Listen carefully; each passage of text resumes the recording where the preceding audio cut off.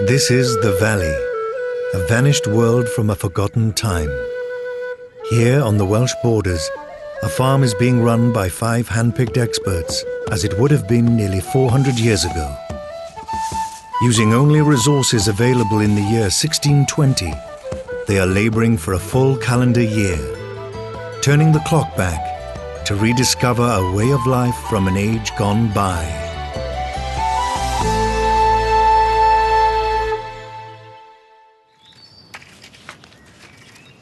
It's March and our 7th month here in the farm.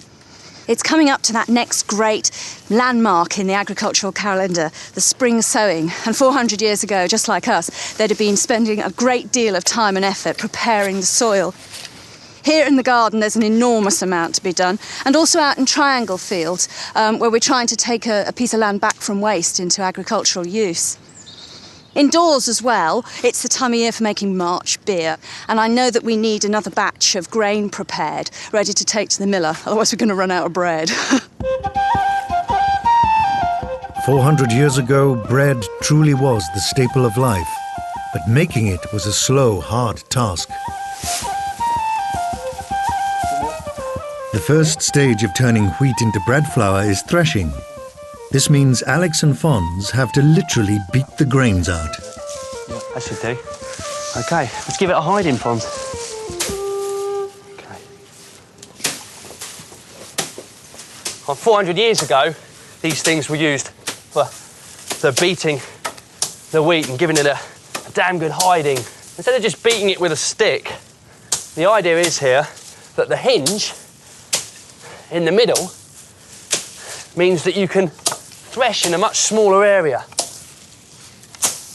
The other benefit of the hinge is so that the top part of the flail strikes the wheat flat and therefore knock out more seeds of grain.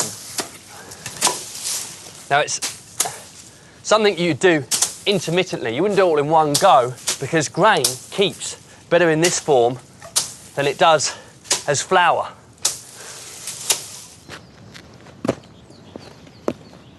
With the weather warming up in March, Stuart needs to get out in the garden and start a major overhaul.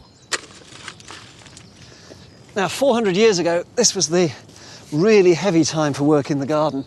You haven't got rotavators or any of the modern equipment for a garden this size. So it's the one time that the men are brought into the garden to break the back of the heavy work of digging.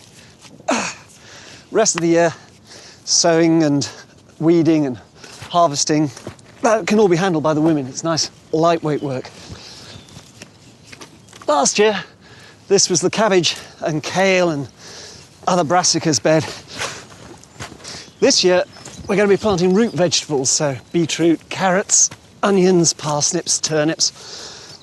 And by changing the type of crop each year, you prevent the build-up of diseases in the soil. Those things that like cabbage are going to be a bit confused when they try and bite an onion.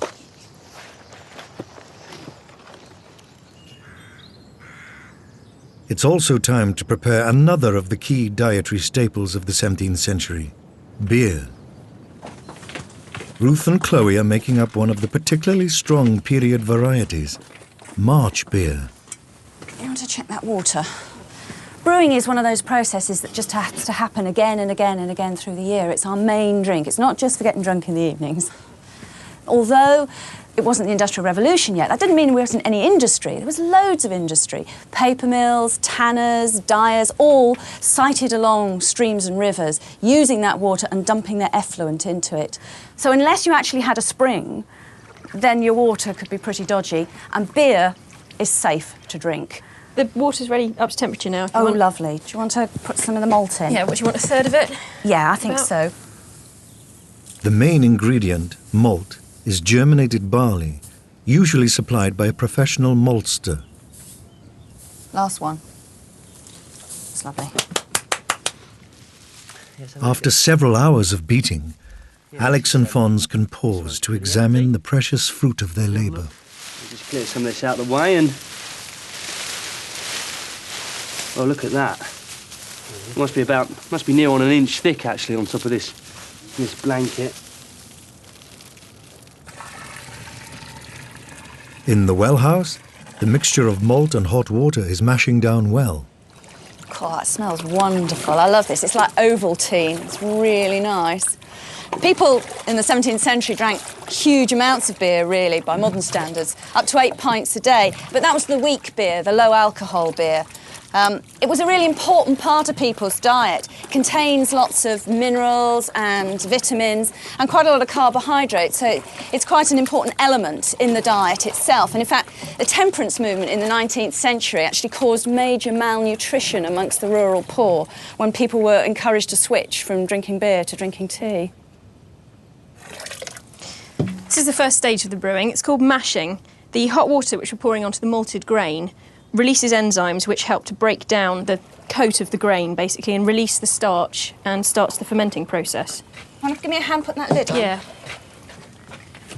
Ready? 1, 2, 3. Okay. Yeah, lovely.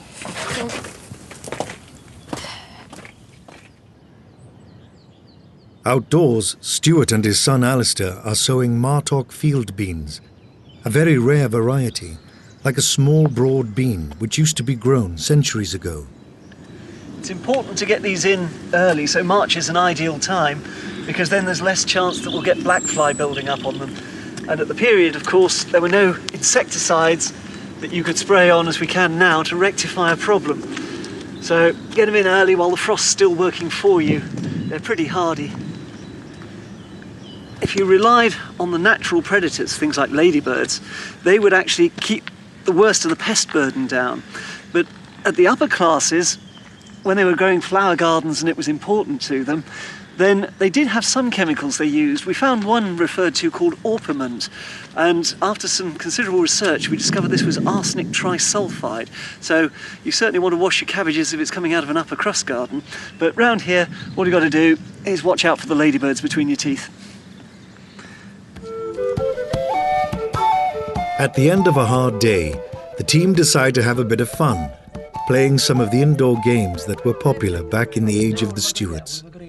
If you get your chance, you get the pot. Okay, and my chance is a 7. If he blows it, do you three all split the pot? Yes. Right. Okay, so I've got to get 7. It's silly this, but it's actually a 7. No, it can't be! There's lots of dice games, not just this one. This is a fairly dangerous one. You can lose everything on this game. Hazard by name and hazard by nature. There's a marvellous book that was done by a chap called Stuarts back in, well, the beginning of the 19th century, actually, but he collected together all these old games and the references and proof of what was played when. There's a really great quote, actually, from, like, grab it. This art is the mother of lies, of perjuries, of theft, of debate, of injuries, of manslaughter. The very invention of the devils of hell. And actually I think it's fairly accurate, because if you read some of the coroner's records of, you know, all suspicious deaths, fights in alehouses over alcohol that involve gambling are quite common. Yeah, you go first. As it is, I'm already mucking out tomorrow. The consequence of my losing streak. So I'll go in 3. You know, I got nothing to... I've only got 2. I'm going 6. Oh. Here we go. So what do I need? 6. We want a 6. You can't get an 8, that's for sure. No! I've got an 8. That's a 3. And that was a 5. Winner! Read it and weep, Fonzie. Read it and weep. You're all mucking out anyway. Yep. I can live with mucking out.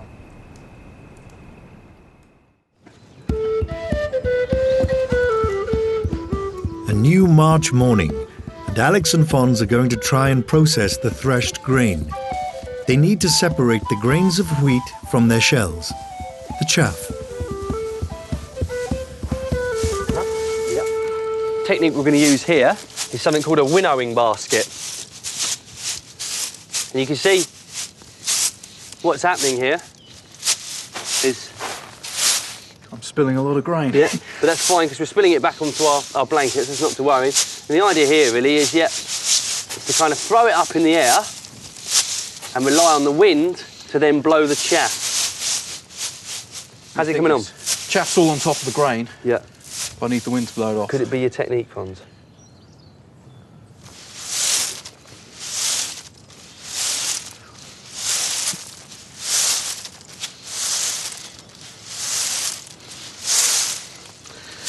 We've also got a separation here, haven't we? Yep. So I could take that off now. See that?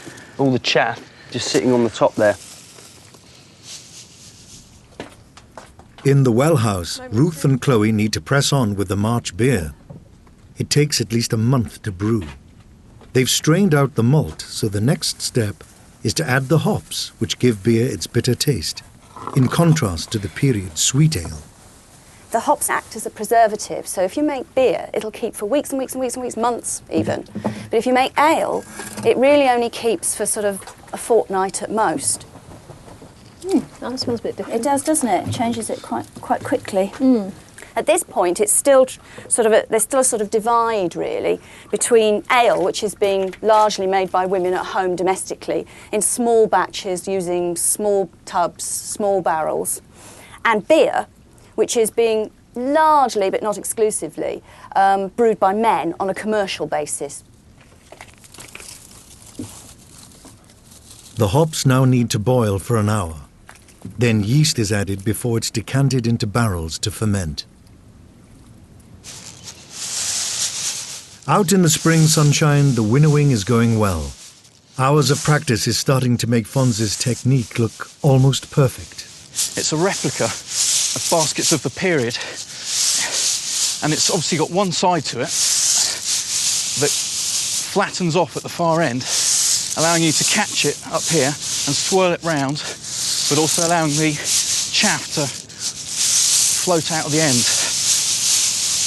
We'd seen depictions of these in paintings from the period. It was really just a case of honing our technique, and we tried the basket the other way round, and also trying to swirl it round and flick it up. Swirl it round and flick it up was the difficult thing, without throwing it all over the farmyard. Yep. You're happy with that, yeah? Full grain, yeah. Okay.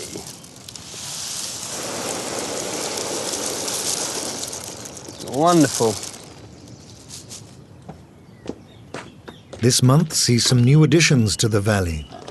As was common in spring, they've brought in some piglets, specially bred wild boar Tamworth crosses, the closest type to the pigs of the era.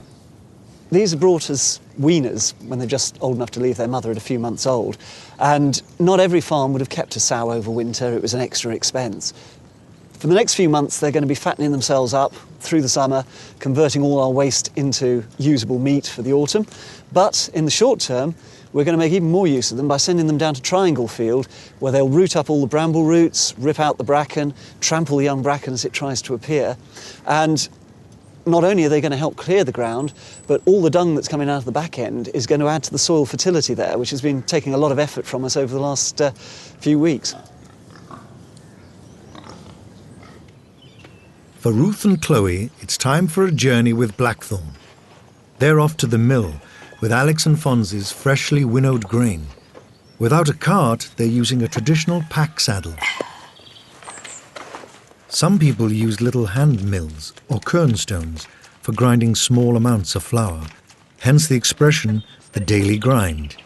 But most would have saved their grain for a trip to the miller. A bit more that way, a bit more. Oh, steady, steady. Don't rock the saddle. Pick it up. Yep. There you go. Cool. Thanks, guys. We'll see you guys later. Yeah. Have fun. Have a You good want to day. grab the hay net? Yeah. Give you something to chomp on, madam. Over at the pigsty, it's time for the piglets to earn their keep by foraging in Triangle Field. The boys have made some pig yokes which were used 400 years ago. Unfortunately, no one knows exactly what these yokes look like.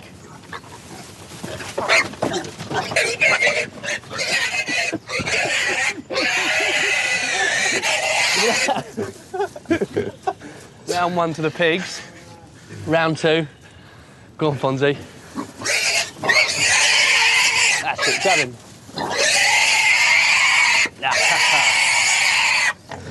Oh, it's really, really good.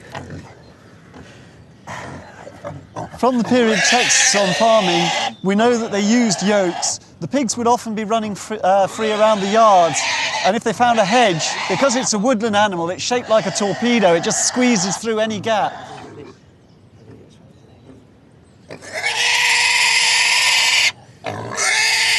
but they just really, really scream. You just got to try and ignore it.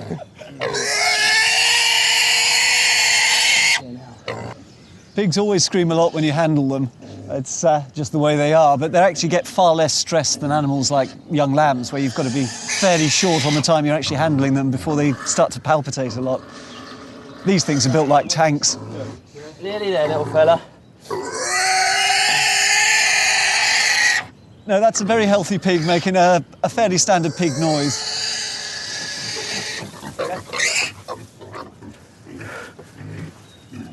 The idea here is to prevent the pig from burrowing underneath the hedges, the dead hedges that we've made, and getting out of pens. It's got the two forks there, so when it gets its head down, it can't properly get under. And ideally this one on top as well stops it getting through bars. But we don't know yet. We're just experimenting and hopefully they'll work. It really is, it's quite a battle to get these things on. Number 2? I suppose so, number 2.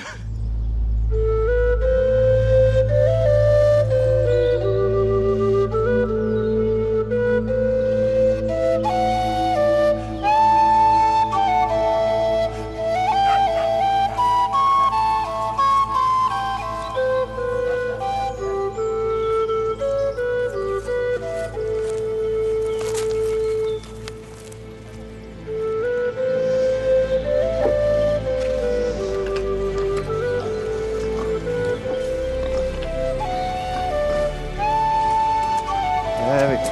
Come on. Come on.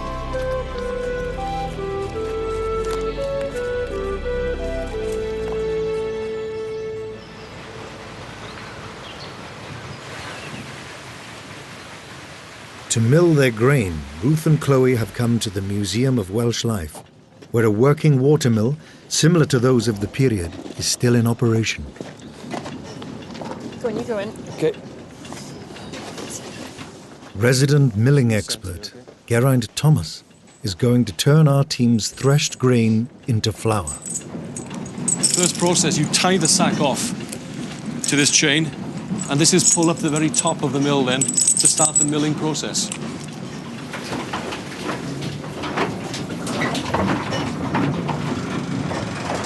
They weigh about 112 pounds each, or 50 kilos, and although the water wheel's lifting it, you've got to really pull down this rope to get that sack to the top floor, you know?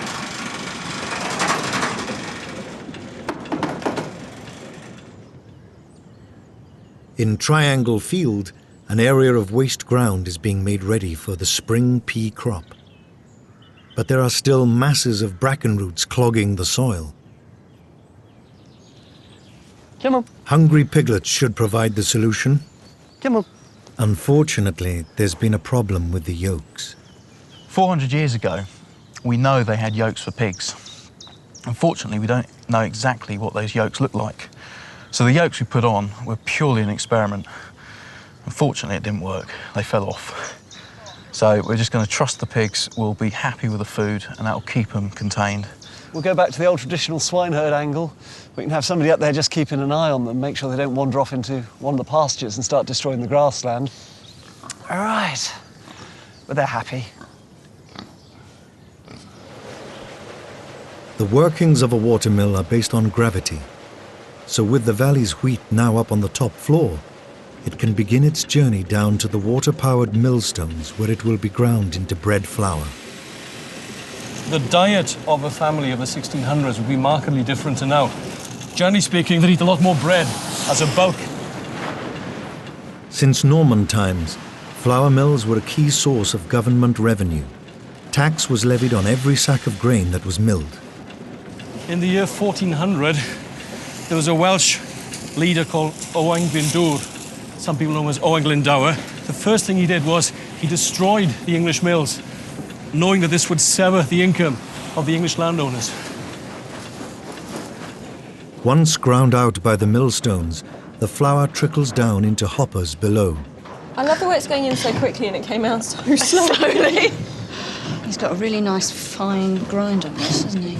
It's quite nice to know we're really using our own flour this time. It's a very sort of rewarding feeling. It's the most enormous amount of labour and thought and effort's gone into it just to produce something that is, you know, so basic, really, a sort of staple of life.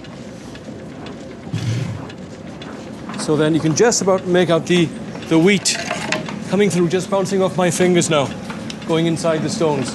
It goes into the eye of the top stone that's turning. The lower stone isn't turning at all, but the gap between the stone tapers as it goes out towards the edges. So the flour then is sent out centrifugally right to the edges, which then drops downstairs as wholemeal flour. Milling may seem slow by modern standards, but compared to doing it by hand, mills were a vital labour-saving device. I could produce, I don't know, some 200 kilos in a day, whereas using a hand quern, it would take me about an hour to get enough flour for one loaf. This is roughly 33 times faster. People often imagine that, you know, the sort of heavy lifting of sacks and things and going off to the mill must have been man's work, but women did quite a lot of heavy labour too. And most marketing, you know, sort of buying and selling on a sort of daily domestic basis, was in England and Wales usually done by women. Foreigners thought it was really, really unusual. You know, on the continent, women just didn't have that amount of freedom.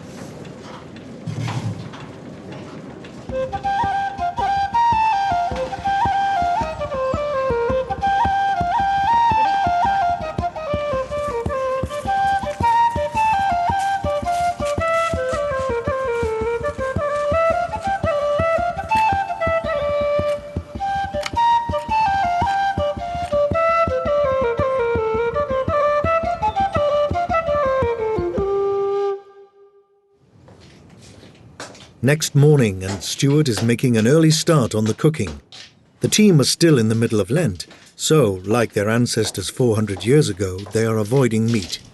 So today's meal is based around fish, and we've got some salt cod here, an egg and pear pie with the last of the nice soft pears for the end of the winter, and the few vegetables we can find out in the garden. So we've got some leeks, some onions we've had in store, and there's still a few herbs out there that are hanging on.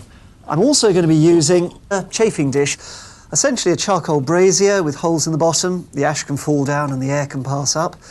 And to light this, I need some red hot coals out of the fire just to get it started. There we go. Chafing dishes were a common 17th century cooking device, perfect for gently simmering fish. Salt cod was a durable, lightweight food that could be moved easily up to the hill farms and was very readily and cheaply available at the west coast ports particularly. On the east coast it was more herring, but this would have come across from places like Bristol. Tough as old boots though.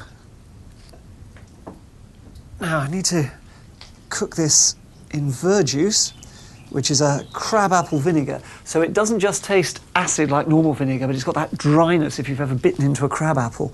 And it gives it a real bit of zing. There we go.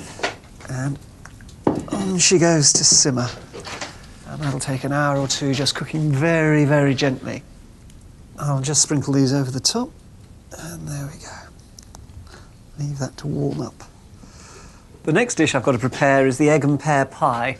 So these are the last of the black Worcesters. They won't keep much longer. And these have got to be soaked in beer, which, as you can imagine, is going to improve the flavour nicely. We're following a recipe that dates back to around 1600. And it's somewhat unusual to modern ears because it involves putting in a mixture of sweet things, pears, with savoury things, in this case eggs. But it was quite common at the period to mix fruit and meat elements or savoury elements together. Put some ale in. Being ale, you don't have the hop content you get in beer, so it's far less bitter. There we go, and we'll just let those marinate. Bringing animals into Triangle Field over the past few months has helped with rooting it up. But with April almost upon them, it's going to require some real muscle to accelerate the process. The next job is to quite literally dig deep and dig out the bracken roots, which are going down almost as far as the topsoil. Now, I've got some coming up here, you see. You can see the density of these things. In some places it's coming up almost like a carpet. Every morning when I wake up, my shoulders are just so stiff. And it's, I a real effort to try and convince yourself to come back to Triangle Field. It is a relentless process, it really is. This is the first job that's kind of come close to actually breaking us. It really is. It's just non-stop digging every day. Indoors, the salt cod is simmering nicely on the chafing dish. The next thing I need to do is to get these hard-boiled egg yolks out of the eggs. And in midwinter, we wouldn't have been able to do this recipe because the chickens shut down for about 3 months and stopped laying, but they started up again a couple of weeks back. To make the egg and pear pie mix, the egg yolks need a quick grind in the mortar. Then a splash of cream is added, along with a few crunchy hazelnuts. This is mixed with the pears, along with a spoonful of honey, and then put over the fire to stew.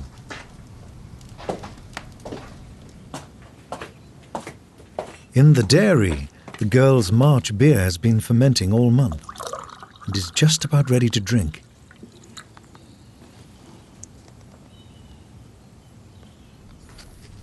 Now, the big stodge dish for today is what was known as Drewson's pottage. The main ingredient is oatmeal. Now, this is coarsely ground oatmeal, so you can still see the grains in there. It's not like a modern porridge oat, which is crushed between massive steel rollers these days. Now, the second ingredient is absolutely free. It's the sludge from the bottom of the beer barrels that we're clearing out. And this is highly nutritious, as well as being cheap. It's all those wonderful B vitamins that they advertise on the back of a Marmite pack is exactly what you've got here. So all this is going to need is half an hour or so stewing on the fire. It's all been pretty physical this morning. It has been fairly physical. Threshing, winnowing. I didn't think threshing and threshing. How much of this beer have you had? Too much. Right, get them while it's hot. Egg and pear pie. It's been a good month in the valley, with the vegetable garden sown, triangle field ready for planting, and a batch of flour in store. The team can sit back and enjoy a well-earned sip of homemade extra strong beer.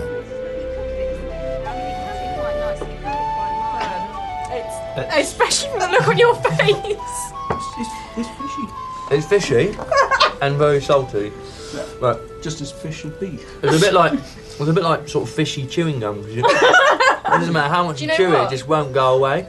Oh, jeepers. Stuart, did I not tell you that that extra family weren't coming for dinner? You just keep chewing and slowly rinsing the vinegar out of it. But no, it's Going sorry, mad Stuart. It's rough. It's meals like this you can see why they look forward to spring.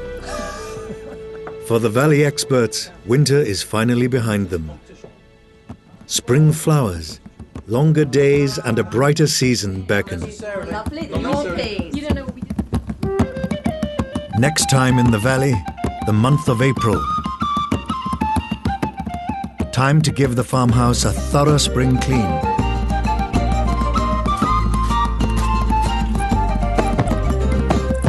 Rebuilding a dry stone wall. And the farm sees a new arrival, a brand new baby calf.